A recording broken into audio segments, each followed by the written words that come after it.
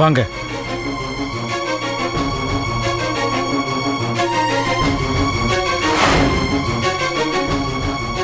என்னவா இருந்தாலும் சீக்கிரம் சொல்லுங்க தம்பி. மாப்பிள்ளை வந்தா பிரச்சனை ஆயிடும். பிரியா, என் மேல கோவமா?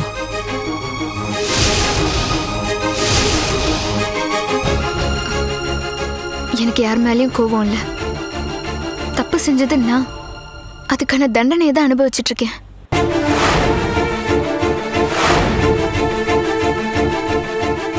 பிரியா, உன் குடும்ப சூழ்நிலை, வேலைக்காக கல்யாணம் ஆகலன்னு ஒரு பொய் சொல்லிட்ட. அது ஒன்றும் பெரிய தப்பு இல்லை பிரியா.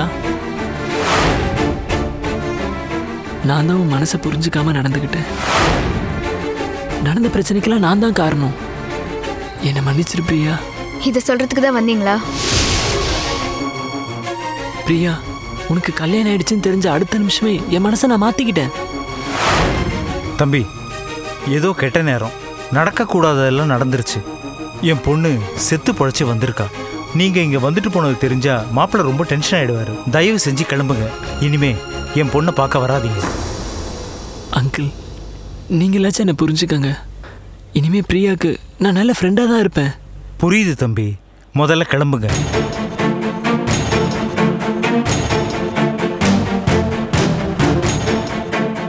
என்ன பிரியா, எதுவுமே பேச மாட்டேன்ற? என் மேல இன்னும் கோவம் போலியா?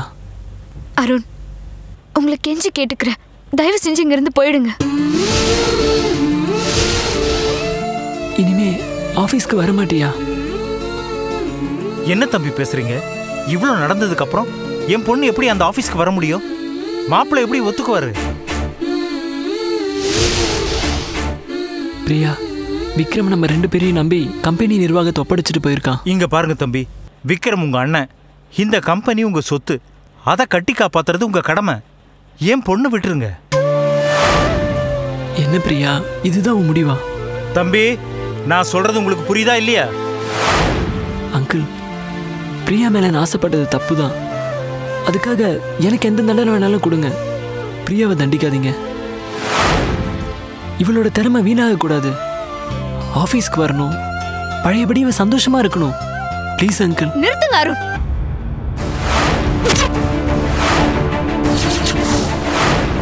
ஏதோ கோபத்துல என் புருஷன் உங்களை அடிச்சிட்டாரு. தப்புதான். அதெல்லாம் மனசுல வச்சுக்கிட்டு உங்க அப்பாவை தூண்டி விட்டு அவரை நடுரோட்ல போட்டு அடிச்சிருக்கீங்க. கடைசியில நீங்களும் உங்க அப்பா மாதிரி நடந்துக்கிட்டீங்கல்ல. பிரியா, அந்த நான் எந்த இடத்துல வச்சிருக்கேன்னு உனக்கே தெரியும். போய் போய் அந்த ஆள் கூட சேர்ந்துட்டு நம்ம செஞ்சே போய் என்ன போய். அப்படின்னா நீங்க உங்க அப்பாவை தூண்டி விடலையா? சத்தியமா இல்ல. இத பாருங்க தம்பி, மாப்பிள்ளை வர நேரமாயிருச்சு. தயவு செஞ்சு கிளம்புங்க.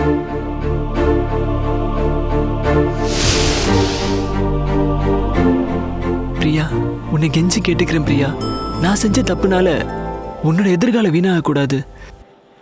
ப்ளீஸ் பிரியா, ஆபீஸ்க்கு வா பிரியா. பிரியா, நான் உன்னை கெஞ்சி கேட்டுக்கிறேன். ப்ளீஸ் பிரியா. தம்பி, தயவு செஞ்சு கிளம்புங்க. அங்கிள், என்னை பத்தி தப்பா நினைக்காதீங்க. பிரியாக்கு நான் நல்ல ஃப்ரெண்டா இருப்பேன். என்னை நம்பி ஆபீஸ்க்கு அனுப்பி வைங்க அங்கிள். சொன்னா கேளுங்க தம்பி, கிளம்பு. அங்கிள், நீங்க போங்க முதல்ல. Please uncle. கிளம்புங்க தம்பி, கிளம்புங்க. அவரை கூட்டு போங்க.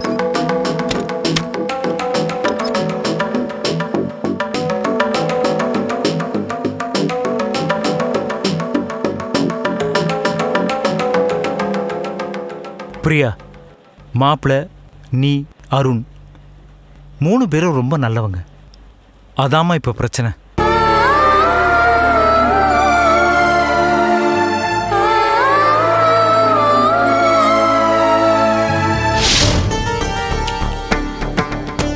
சாதாரண மயக்கம் தான் மேடம். இன்ஜெக்ஷன் போட்டிருக்கேன். கொஞ்ச நேரத்தில் மயக்கம் தெளிஞ்சிடும். உங்களுக்கு தெரிஞ்சவரா மேடம்? அது தெரிஞ்சவர் மாதிரி தான். தெரிஞ்சவர் மாதிரினா? இல்ல, பாவம் என்ன கஷ்டமோ தெரியல, ரோட்ல மயங்கி விழுந்துட்டாரு. அப்படியே விட்டுட்டு வர எங்களுக்கு மனசு இல்ல, அதான் இங்க தூக்கிட்டு வந்தோம். ஆஹா, மயக்கம் தெளிஞ்சோன்னா யார் என்னன்னு விசாரிச்சு அனுப்பிடுங்க மேடம். நான் கிளம்புறேன். Okay Nagaraj. Madam. Okay madam, வாங்க சார்.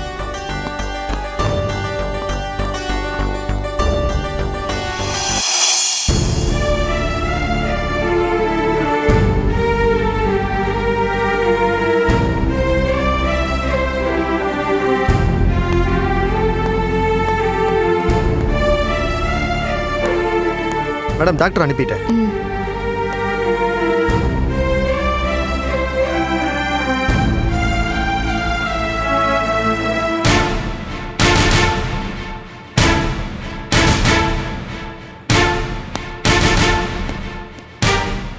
மேடம் நாளைக்கு காலையில் எக்ஸ்போர்ட் அசோசியேஷன் மீட்டிங் இருக்குது. நீங்கள் வேணும் போய் ரெஸ்ட் எடுங்க, நான் பார்த்துக்கிறேன் மேடம். நானோ நம்ம வீட்டுக்கு வந்திருக்காரு, கூட இருந்து நாம தான் பார்த்துக்கணும். Okay madam.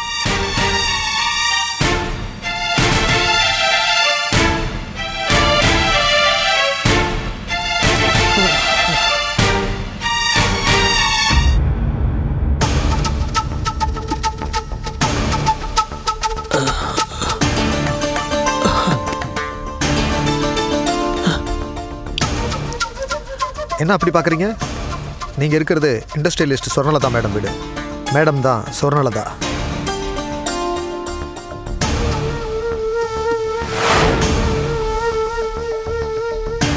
என்ன அப்படி பார்க்குறீங்க?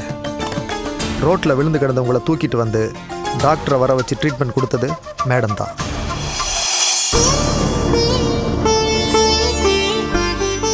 ரொம்ப thanks madam. I am sorry. நான் உங்களுக்கு ரொம்ப தொந்தரவு கொடுத்துட்டேன். ஐயோ பரவாயில்ல, உங்களை அப்படியே ரோட்ல விட்டுட்டு வர மனசு இடம் கொடுக்கல. மேடம் இப்படி தான் எப்பவும் ஏதாவது ஒரு பொது சேவை பண்ணிக்கிட்டே இருப்பாங்க. ரொம்ப தேங்க்ஸ் மேடம். It's okay. நான் கிளம்புறேன். வரேன் வரேன். உங்கள் ஸ்லிப்பர் இங்கே இருக்கு. தேங்க்ஸ். உங்க உங்க பேர் கூட சொல்லாம போறீங்களே. ஓ சாரி மேடம், என் பேரு ராஜீவ். நான் வரேன். எக்ஸ்கியூஸ் மீ, நீங்க கஜேந்திரன் மருமகன் தானே?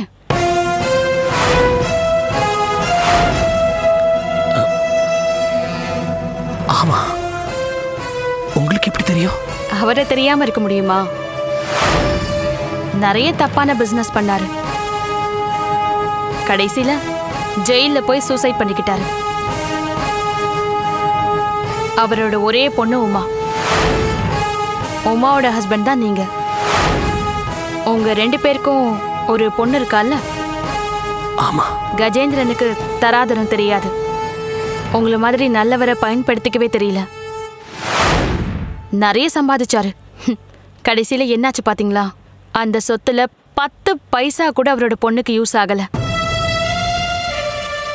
இதுதாங்க விதிங்கிறது. நம்ம ஆளுங்க சொத்து சேர்க்கிற ஆர்வத்துல நிறையவே பாவத்தையும் சேர்த்துக்கிறாங்க. உங்களை மாதிரி நல்ல உங்களுடைய ஃப்ரெண்ட்ஷிப் அவர் கிடைச்சிருந்தா ஒருவேளை அவர் திருந்திருக்கலாம். அவரெல்லாம் திருத்தவே முடியாது. அவர் ஜாதகம் அப்படி. என்ன பண்றது, எல்லாம் விதி. ஆமா, இப்ப நீங்க என்ன பண்றீங்க? நான் கொஞ்ச நாளைக்கு முன்னாடி வரைக்கும் கஸ்தூரி ஹாஸ்பிட்டல்ல HR மேனேஜரா இருந்தேன். இப்போ எந்த வேலையிலும் இல்லை. ஓ ஐம் சோ சாரி. வேலை இல்லாம இருக்கீங்களா? உங்களை மாதிரி திறமசாலிங்கெல்லாம் எப்படிங்க வேலை இல்லாம சும்மா இருக்கலாம்? என்ன செய்யறது? மனசாட்சிக்கு விரோதம் இல்லாம வேலை செய்யணும்னு நினைக்கிறேன் மேடம். சில பேருக்கு அது பிடிக்க மாட்டேங்குது. நேர்மையா இருக்கணும்னு நினைக்கிறவங்க யாரும் ஏழ்மையா இருக்கக்கூடாதுன்னு நினைக்கிறவனா? உங்களுக்கு விருப்பம்னா என்னோட ஃபினான்ஸ் கன்சல்டன்சில வேலை பார்க்குறீங்களா?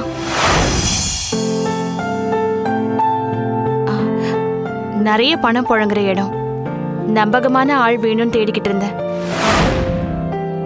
உங்க மேல எனக்கு நிறைய நம்பிக்கை இருக்கு. என்ன சொல்றீங்க?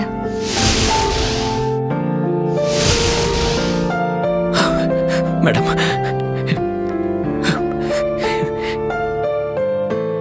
நீங்க என் மேல நம்பிக்கை வச்சு இவ்வளவு பெரிய பொறுப்பு கொடுக்கும்போது நான் எப்படி அதை வேண்டான்னு சொல்லுவேன்? ரொம்ப தேங்க்ஸ் மேடம். எனக்கு பரிபூர்ண சம்மதம். அப்படின்னா இந்த நிமிஷத்துல இருந்து நீங்க என் கம்பெனியோட ஸ்டாஃப். ரொம்ப தேங்க்ஸ் மேடம். நாகராஜ், கையில எவ்வளவு கேஷ் இருக்கு? 25,000 இருக்கு மேடம். கொடுங்க. மேடம். ராஜீவ், இது அட்வான்ஸா வச்சுக்கோங்க. நாளைக்கே வந்து வேலையில ஜாயின் பண்ணிக்கோங்க.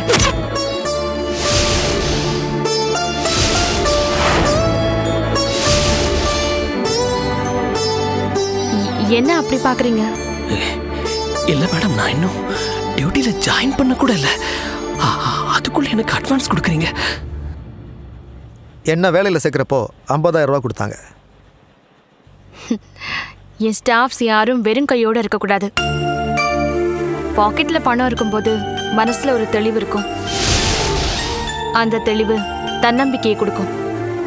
தன்னம்பிக்கையோட இருக்கிறவங்க அவங்களுக்கு கொடுக்குற வேலையை சிறப்பா செய்வாங்க. பணம் வாங்கிட்டோமேங்கிற கமிட்மெண்ட் இருக்கும். அவங்க வேலையில விசுவாசமா இருப்பாங்க. இதெல்லாம் நான் ஏன் அனுபவத்துல கத்துக்கிட்டது. இந்தாங்க, வாங்கிக்கோங்க.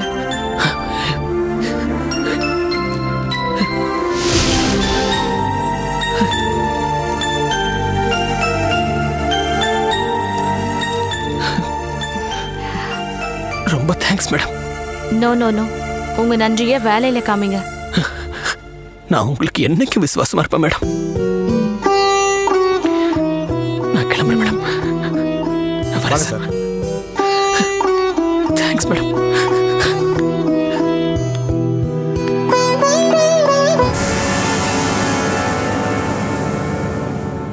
மேடம், இவன் சரியா வருவானா?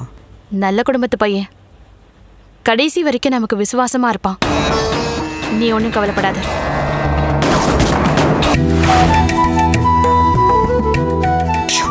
ஹே பொண்டாட்டி, வா வா வா வா வா, உனக்காக தான் வெயிட் பண்ணிட்டு இருக்கேன். உட்கார். ஏங்க, உங்க கபோர்ட்ல இருந்து துணியை எடுக்க வந்தேன்.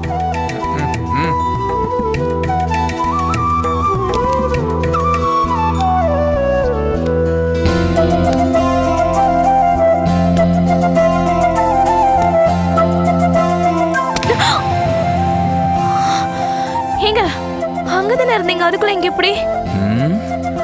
நீ தான் என்ன சுண்டி இழுத்துட்ட. ஷோ, என்ன விடுங்க, எனக்கு நிறைய வேலை இருக்கு. எங்க போற? கொஞ்ச நேரம் இரு, பேசிட்டு இருப்போம். எனக்கு ஒரு நாள் தான் வீட்ல இருக்கீங்க, நல்லா தூங்கி ரெஸ்ட் எடுக்க வேண்டியதானே? இங்க பாரு, தனியா படுத்தா தூக்கம் வர மாட்டேங்குது. நீயும் வாயேன். கொஞ்ச நேரம் பேசிட்டு இருந்துட்டு அப்புறமா தூங்கிடுவோம். முடியாது, வழி விடுங்க. ஏய் இரு, வழியெல்லாம் விடுறேன். முதல்ல எனக்கு ஒரு வழியை சொல்லிட்டு போ.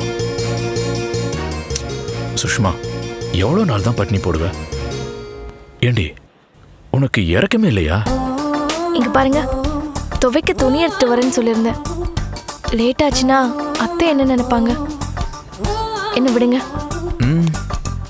அம்மா ஒன்றும் நினைக்க மாட்டாங்க. சின்ன சிறுசுங்க ஏதோ சந்தோஷமா இருக்காங்கன்னு நினைப்பாங்க.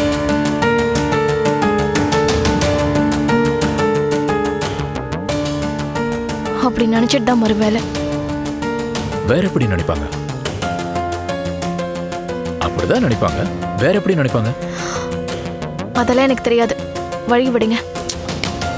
சுஷ்மா, ஏண்டி என் மனசை புரிஞ்சுக்க மாட்டேங்கிற? நீங்க தான் வீட்ல என்ன நடக்குதுன்னு புரிஞ்சுக்காமலே இருக்கீங்க.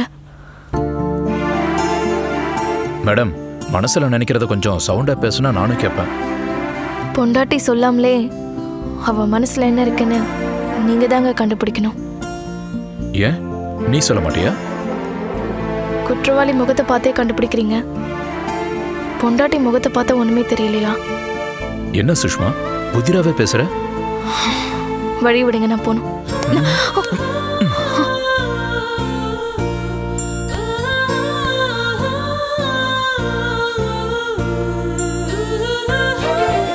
மயிலே, டேய் மயிலே, அங்க என்னடா பண்ணிட்டு இருக்க? சீக்கிரம் வாடா, சீக்கிரம் வாயேடா. உங்களை கூப்பிடுறாங்க, போங்க போங்க போங்க.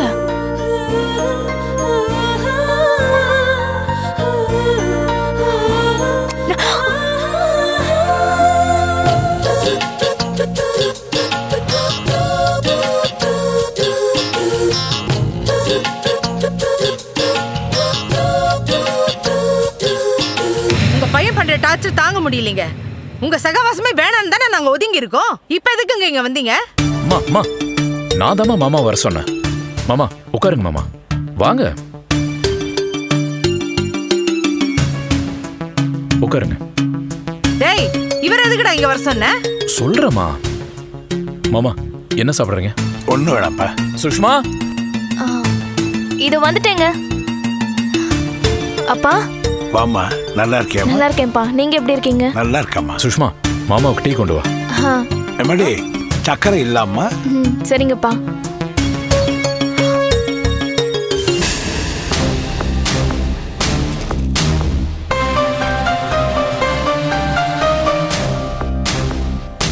மா, நீ உட்கார். மா, உட்காருமா.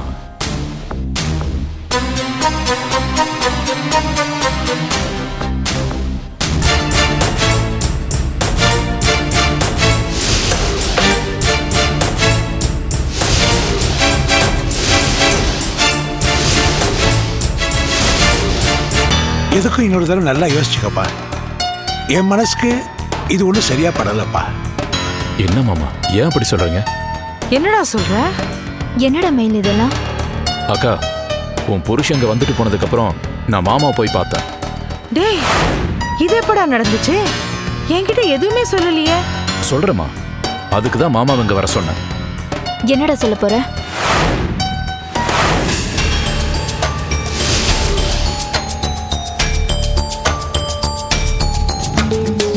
உன் புருஷனை பத்தி விசாரிச்சேங்க்கா. உண்மையிலேயே திருந்திட்ட மாதிரி தான் தெரியுது. வேண்டாண்டா மெயில். அந்த ஆளை நம்பாத. அந்த ஆளை திருத்தவும் முடியாது, திருந்தவும் மாட்டான். இதெல்லாமா நானும் சொல்றேன். தம்பி தான் கேட்க மாட்டேங்குதுமா. நீ என்னதாண்டா முடிவு பண்ணிருக்க? அப்பா வெய்மா. மடி, துணியெல்லாம் அப்படியே போட்டு வச்சிருக்கியே. போமா, போய் மடி போ. போமா, போ.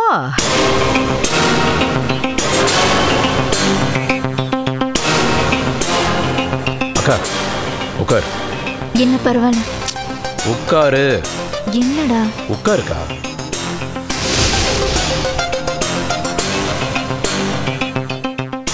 இங்க பாருக்கா, உன் புருஷன் இங்க வந்தப்போ நீ கண்டபடி பேசி அனுப்பியிருக்க.